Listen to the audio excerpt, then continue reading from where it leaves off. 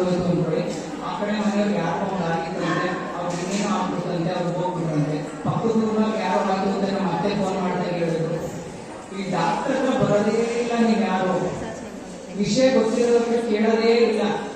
ಈಗ ಬೇರೆ ಮೊಬೈಲ್ ಅಜ್ಜಿಯನ್ನವರು ಅವರೆಲ್ಲ ಮಾಡ್ಬಿಟ್ಟಾರ ವೆಟರ್ನಿಟಿಗೆ, ಅಥವಾ ಫೋನ್ ಹಚ್ಚಿದ್ರೆ ಅತ್ತೆಗೂ ಕೇಳದೆ, ಅಕ್ಕನಿಗೂ ಕೇಳದೆ, ಫ್ರೆಂಡ್ಗೂ ಕೇಳದೆ, ಎಲ್ಲಾರ್ಗೂ ಕೇಳದೆ, ಎಲ್ಲರೂ ಕೇಳ್ಕೊ ಬರ್ತಾರೆ, ಎಲ್ಲಾರು ಸಿಕ್ಸಿಗೆ ಎಲ್ಲರೂ ಒಪಿನಿಯನ್ ಕೊಡ್ತಾರೆ. ಅಂದ್ರೆ ಅವರ ಅನುಭವಗಳನ್ನು ಅವರು ಹೇಳ್ತಾರೆ. ಅದು ಹೆಂಗಾಗ್ಬಿಡುತ್ತೆ ನಿಮ್ಗೆ ಅಂದ್ರೆ, ನಿಮ್ಗೆ ಟಿಕೆಟ್ ಗ್ಯಾರಂಟಿ, ಗರ್ಭಕೋಶ ತೆಗೆಸ್ಕೊಂಡ್ರೆ ಮಾತ್ರ ನಾನು ಉಳ್ಕೊಳ್ಳೋದು ಹಂಗಿಲ್ಲ. ನಿಮ್ ಸಮಸ್ಯೆ ಇದ್ದಾಗ ಫಸ್ಟ್ ನೀವು ಡಾಕ್ಟರ್ಗೆ ಕಾಂಟ್ಯಾಕ್ಟ್ ಮಾಡಿ. ದಯವಿಟ್ಟು ಸಣ್ಣ ವಯಸ್ಸಿನಲ್ಲಿ ವಿನಾಕಾರಣ ಈ ತರ ತಪ್ಪು ನಿರ್ಧಾರಕ್ಕೆ ಬಿದ್ದು ಗರ್ಭಕೋಶನ ತೆಗೆಸ್ಕೊಳ್ಬೇಡಿ. ಮನೆ ಅಂತ ಬಂದಾಗ ನೀವು ಹೆಂಡತಿ ಪಾತ್ರ ಮಾಡ್ತೀರ, ತಾಯಿ ಪಾತ್ರ ಮಾಡ್ತೀರ, ಸೊಸೆ ಪಾತ್ರ, ಇನ್ಯಾವ್ಯಾವುದು ಒಂದು ಮನುಷ್ಯತ್ವ ಇರುವಂತಹ ಒಂದು ಹೆಣ್ಣಿನ ಪಾತ್ರ, ಇಷ್ಟೆಲ್ಲಾ ಮೆಡಿಕಲ್ ಪಾತ್ರಗಳನ್ನ ಅಷ್ಟು ಅಚ್ಚುಕಟ್ಟಾಗಿ ಶಿಸ್ತುಬದ್ಧವಾಗಿ ಮಾಡೋ ತಾಕತ್ತಿರೋದು ಯಾರಿಗೆ? ಹೆಣ್ಮಕ್ಳಿಗೆ. ಕೇಳಿದ್ದೀರ ಸಮಾಜದಲ್ಲಿ ಏನೋ ವಿನಾಕಾರಣ ಏನೋ ಸಮಸ್ಯೆ ಆಯಿತು, ಅನಾಹುತ ಆಯಿತು, ಗಂಡ ತೀರೋದು ಅಥವಾ ಗಂಡ ಬಿಟ್ಟೋದು, ಇದೇನೋ ಹೀಗಾದಾಗ ಹುಟ್ಟಿಸಿದಂತಹ 2-3 ಮಕ್ಕಳೇ ಇರಲಿ, ಇಷ್ಟು ಛಲವಾಗಿ ತಾಯಿಯನ್ನು ನಿಂತು ದುಡಿದು ಸ್ವಂತ ಕಾಲ ಮೇಲೆ ನಿಂತ್ಕೊಂಡು ಬೆಳೆಸಿದ ವಿದ್ಯೆ ಕೊಟ್ಟಿರೋ ಮಕ್ಕಳಿಗೆ ಕೇಳಿ ಮನೆಗೆ ಇದನ್ನ. ಆ ಥರ ಯಾರು ದೊಡ್ಡಸು ಮಾಡ್ತಾರೆ? ಚಲೋ ಅವರಿಗೆ ಶಾದಿ ಕರೆಂಗೆ ಆಗಾರಪ್ಪ ಮಗು ನೋಡ್ಕೊಳಕ್ಕಾಗಲ್ಲ, ಮದುವೆ ಆಗ್ತದೆ. ನನಗೇನ್ ಮಾಡ್ಕೋಬೇಕು ಅಂತಿಲ್ಲ, ನಮ್ಮ ಅಕ್ಕಪಕ್ಕದವ್ರು ಹಿಂಸೆ ಅದನ್ನ ಮಾಡ್ಕೊತೀನಿ. ಆದ್ರೆ ನಾವು ಹೆಣ್ಮಕ್ಳು ಹಂಗಾಗಲ್ಲ.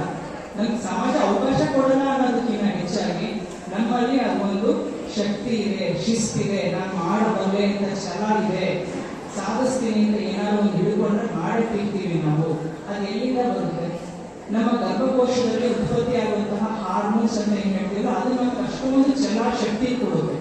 ನೀವು ಸಣ್ಣ ಕಾರಣಕ್ಕೂ ಸಣ್ಣ ವಯಸ್ಸಿಗೂ ಎದುರ್ಕೊಂಡು ಬರೀ ಭಯ ಬಿದ್ದು ನನ್ನ ಜೀವಕ್ಕೆ ಏನಾದ್ರು ಆಗ್ಬಿಟ್ರೆ ಅಂತ ಬೈಕಿ ನೀವು ಗರ್ಭಕೋಶ ಕೆಡಿಸ್ಕೊಂಡ್ಬಿಟ್ರೆ ನಮ್ಮ ಒಡವೆ ಕಳ್ಕೊಂಡ್ಮೇಲೆ ಗೊತ್ತಾಗೋದು ಅದು ಬೆಲೆ ಏನು ಅಂತ. ನಮಗೆ ಗರ್ಭಕೋಶ ಹೋಗ್ಬಿಟ್ಮೇಲೆ ಹೆಂಗಾಗೋಗ್ತೀರ ಗೊತ್ತಾ? ಆ ಮೂಳೆಗಳು ವೀಕ್ನೆಸ್ ಆಗೋಗುತ್ತೆ. ನಿಮ್ ಜೀವಕ್ಕೆ ಅಪಾಯ ಅಂತ ತೆಗೆದ್ರೆ ಅದೊಂದು ಅರ್ಥ ಇದೆ, ಒಪ್ಕೋತೀನಿ. ಹೌದಮ್ಮ ಇವ್ರಿಗೆ ಏನ್ ಮಾಡ್ಬೇಕು ಮಾಡಕ್ ಆಗ್ತಾ ಇರಲಿಲ್ಲ, ಸಮಸ್ಯೆ ಆಗ್ತಿದೆ ಅಂತ ತಿಳಿಸಿದಾಗ ಅರ್ಥ ಇದೆ.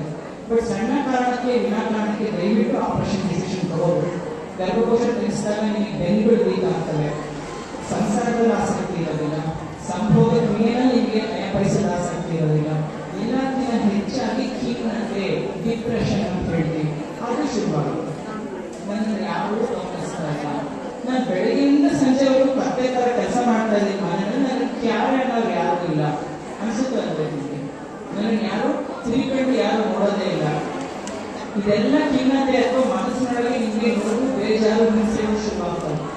ಇವೆಲ್ಲ ಆದಾಗ ಸಂಸಾರ ನಡೆಯಕ್ಕೆ ಸಾಧ್ಯನಾ? ಚೆನ್ನಾಗಿ ನಡೆಯಕ್ಕೆ ಸಾಧ್ಯನಾ? ನೀವು ಆಸೆ ಪಟ್ಟ ನಡೆಯುತ್ತಾ? ಆದ್ರಿಂದ ದುಡುಕಿ ದಯವಿಟ್ಟು ತೀರ್ಮಾನ ತಗೋಬೇಡಿ. ಅದಕ್ಕೆ ಪೂರ್ವಾಪರ ಡಾಕ್ಟರ್ ಹತ್ರ ವಿಚಾರಿಸಿ.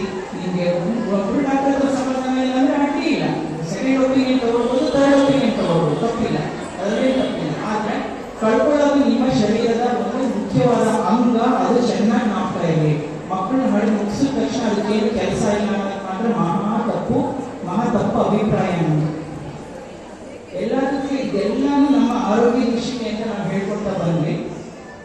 ಕ್ಷಮಿಸ್ತಾರೆ ಡಯಾಸ್ ಸೊ ಒಂದು ನಮ್ಮ ಸಾಮಾಜಿಕವಾದಂತಹ ನಮ್ಮ ಹೆಣ್ಮಕ್ಕಳ ಪಾತ್ರ ಏನಿದೆ? ಎದು ಬಿದ್ದು ಕೇಳ್ತಾ ಇದ್ದೀರಲ್ವ, ಅಲ್ಲಿ ರೇಪ್ ಆಯ್ತಂತೆ, ಇಲ್ಲಿದಾಯ್ತಂತೆ, ಅದಾಯ್ತು ಅಂತ ಆಗ್ತಾ ಇಲ್ಲ. ಹೆಣ್ಮಕ್ಳಿಗೆ ಎಲ್ಲಾದ್ರೂ ಸೆಕ್ಯೂರಿಟಿ ಅನ್ನೋದಾಗಿ ಅಥವಾ ಭಯ ಇಲ್ಲದೆ ನಿರ್ಭೀತಿಯಾಗಿ ಒಂದು ರೋಡಲ್ಲಿ ಹೋಗೋದಾಗಿ ಬರೋದಾಗಿ ಹೆಣ್ಮಕ್ಳು ಸಪೋರ್ಟ್ ಇಲ್ಲದೆ ಹೋಗೋದು ಬರೋದು ಸಾಧ್ಯ ಆಗ್ತಾ ಇದೆ ಇವತ್ತಿಗಾದ್ರೆ. ನಾವು ಅಷ್ಟು ಧೈರ್ಯವಾಗಿ ನಮ್ಮ ಚಿಕ್ಕ ಹೆಣ್ಮಕ್ಳು ಕಳಿಸ್ಕೊಡ್ತೀವಿ ಬೀದಿಗೆ ಇಲ್ಲ ಅಲ್ವಾ?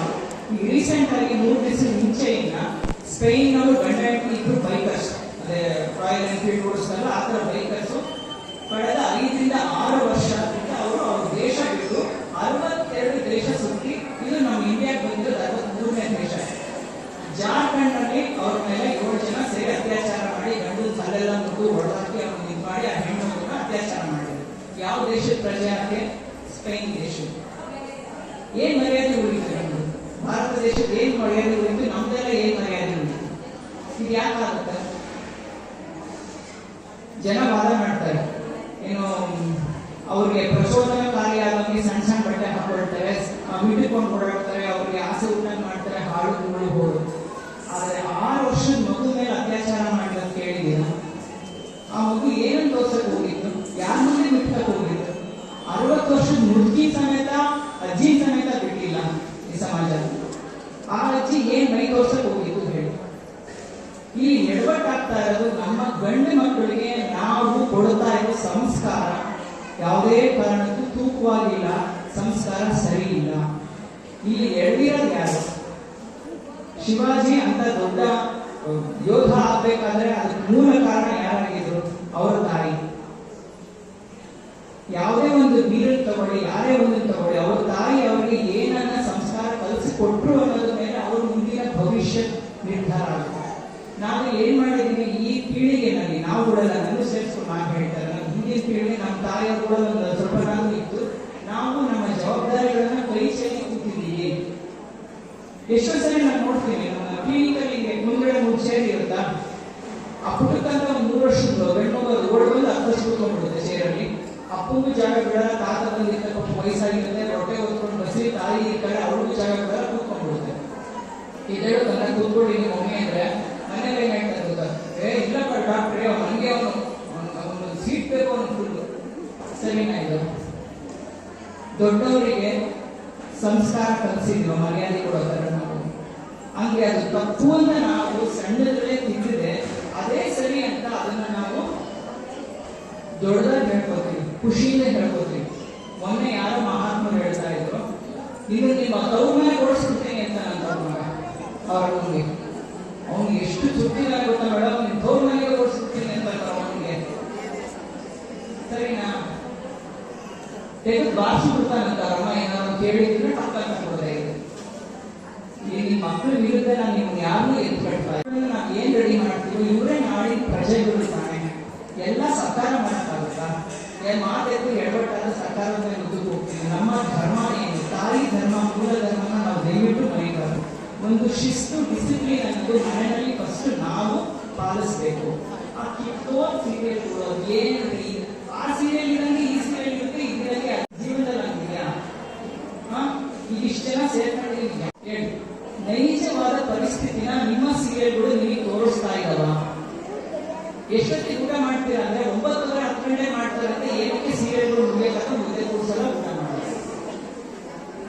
ಇದು ಸತ್ಯ, ಇಲ್ಲ ಅಂತ ವಾದ್ಯ ಮಾಡಿದ್ರು ಒಳಗೆ ನೀವು ಪ್ರಶ್ನೆ ಕೇಳಿ ಸತ್ಯ ಆಗಿದೆ ನೋಡ್ಬೇಕು. ನಮಗೊಂದು ಚೇಂಜ್ ಬೇಕು, ಒಂದು ಡಿಪ್ರೆಷನ್ ಬೇಕು, ಅದರಿಂದ ನಮ್ಗೆ ಏನು ಒಳ್ಳೆಯದನ್ನ ಕಲಿಸ್ತಾ ಇಲ್ಲ ಅಂದ್ರೆ ಅದಕ್ಕೆ ಯಾಕೆ ನೀವು ಜೈಲಿದ್ದೀರಾ? ಅದಕ್ಕೆ ಯಾಕೆ ಅಡ್ಡ ಬೀಳ್ತೀರಾ? ಅದರಿಂದ ನೀವು ಕಲಿಯೋದೇನೋ ಫಿಟ್ಟಿಂಗ್ ಇಡಲ್ಲ, ತಂದಿದ್ದಲ್ಲ. ಅವ್ರು ಮಾಡ್ತಾರಲ್ಲ, ಅವರ ಎಡಗಡ ಅಂತ ಮುಸಿ ಕೊಟ್ಕೊಂಡು ಫಿಟ್ಟಿಂಗ್ ಇಡಕ್ಕೆ ತಂದಿಡೋದ್ರಿಗೆ ಹೇಳ್ಕೊಂಡ್ರೆ ಅರ್ಥದನ್ನೇ ಪಾಲಿಸ್ಬೇಕು. ಸೊ ಮನೆಯಲ್ಲಿ ನೀವು ತಾಯಿಯಾಗಿ ಯಾವ ತರ ಡಿಸಿಪ್ಲಿನ್ ಶಿಸ್ತಿನಲ್ಲಿದ್ದೀರಾ ನೀವು? ಒಂದು ಮತ್ತೆ ಸಾಕಷ್ಟು ಮಕ್ಕಳು ಹೇಳ್ತಾರೆ, ಸಣ್ಣ ಮಕ್ಕಳು ಕರ್ಕೊಂಡು ಬಂದಿರ್ತಾರಲ್ಲ ತಾಯಿಯರು, ತರಕಾರಿ ಮುಟ್ಟಲ್ಲ ಡಾಕ್ಟ್ರೆ, ಮುದ್ದೆ ಅಂತ ಮುಟ್ಟಲ್ಲ ಅವಳು ಅಂತ. ಅವಳು ಮುಟ್ಟೋವಾಗ ಕರ್ಕೊಂಡು ಬಂದಿದ್ದ. ಹಂಗೆ ಯಾರು ಕಲಿಸಿದಾರೆ ನಿಮ್ಮನ್ನ? ಅಮ್ಮನೇ ತಾನೆ. ಏನಾರು ಎಡವಟ್ಟಾದ್ರೆ ನುಡಿನಂತೆ ಸೀರೆ, ತಾಯಿ ಅಂದ್ರೆ ಮಗಳು ಅಂದ್ಬಿಡ್ತಾರೆ. ಅದೇನಂತ ಸಾಕೋದು ಅವ್ರ ಅಮ್ಮ, ಹೌದಾ? ಅದೇ ನಿಮ್ಮ ಮಗ ಫಸ್ಟ್ ರ್ಯಾಂಕ್ ತಗೊಂಡ್ಬರ್ಲಿ, ಇಲ್ಲ ರಾಜಕೀಯದಲ್ಲಿ ಏನೋ ಸಾಧನೆ ಮಾಡಲಿ, ಇನ್ನೇನೋ ಸಾಧನೆ ಮಾಡಲಿ, ಅಪ್ಪನ ಹೆಸರು ತೆಗಿತಾರೆ, ಅಮ್ಮನ ಹೆಸರು ತೆಗಿತಾರೆ. ಸಾಧಿಸಿದ್ರೆ ಮಾತ್ರ ಅಪ್ಪನ ಹೆಸರು ತೆಗಿತಾರೆ. ಸಾಧಿಸಿಲ್ಲ ಅಂದ್ರೆ ಅವ್ರ ಅಮ್ಮ ಎಂತ ಉಳಿರ್ಬೋದು ಅಂತ ಹೀಗೆ ಪೂರ ಕ್ಯಾರೆಕ್ಟರ್ನ ಅಳದುಬಿಡ್ತಾರೆ ನಮ್ಗೆ. ಆದ್ರೂ ಕೂಡ ನಾವು ಎಂದಾದ್ರೂ ನಮ್ಮ ಮಗಳಿಲ್ಲ ಅವರು ಅಂತಂದ್ರೆ ನಮ್ಮ ಮಕ್ಕಳು ನೋಡ್ಕೊಳಕ್ ಬಿಟ್ಟಿದೀವ? ನಮ್ಮ ಮಕ್ಕಳು ಪ್ರೀತಿ ತೋರ್ಸೋಣ, ನಮ್ಮ ಸಂಸಾರ ಕಾಯ್ಕೊಳ್ಳೋಕೆ ಬಿಟ್ಟಿದೀವ? ಅದರೊಳಗೆ ಇದನ್ನ ಜವಾಬ್ದಾರಿ. ಅಷ್ಟೇ ಚೆನ್ನಾಗಿ ಅವ್ರಿಗೆ ನಾವು ಸಂಸ್ಕಾರ ಕೊಡಬೇಕು ಅನ್ನೋದು ದಯವಿಟ್ಟು ತಲೆಯಲ್ಲಿ ಇಟ್ಕೊಳ್ಳಿ. ಸಂಸ್ಕಾರ ವಿದ್ಯೆ ಜೊತೆಯಲ್ಲಿ ಸಂಸ್ಕಾರ, ಗುರು ಹಿರಿಯರಿಗೆ ಅದು ಬೆಲೆ ಕೊಡುವಂಥದ್ದು, ಗೌರವ ಕೊಡುವಂಥದ್ದು, ಸಂಜೆ ಆದರೆ ಒಂದು ದೇವರು ಕೈ ಮುಗಿಯುವಂಥದ್ದು, ಇವೆಲ್ಲವೂ ಬಹಳ ಬಹಳ ಬಹಳ ಅವಶ್ಯಕತೆ ಆದಂತಹ ವಿಷಯಗಳು. ಇದು ಬಿಟ್ಟು ಇನ್ನೇನಾದ್ರೂ ಅನುಮಾನ ಇದ್ರೆ ನೀವು ಪ್ರಶ್ನೆಗಳನ್ನ ಕೇಳಬಹುದು. ಎರಡೇ ಆಗಿರೋದು ಸಾಧ್ಯ, ಸಕ್ಕತ್ತಾಗಿ ಅರ್ಥ ಆಗಿರೋದು, ಇಲ್ಲ ಹೋಲ್ಸೇಲ್ ಆಗಿ ಎಲ್ಲ ರೀತಿ ಮಾಡಿರ್ಬೇಕು. ಏನ್ ಮಾಡಿದ್ದೀರಾ?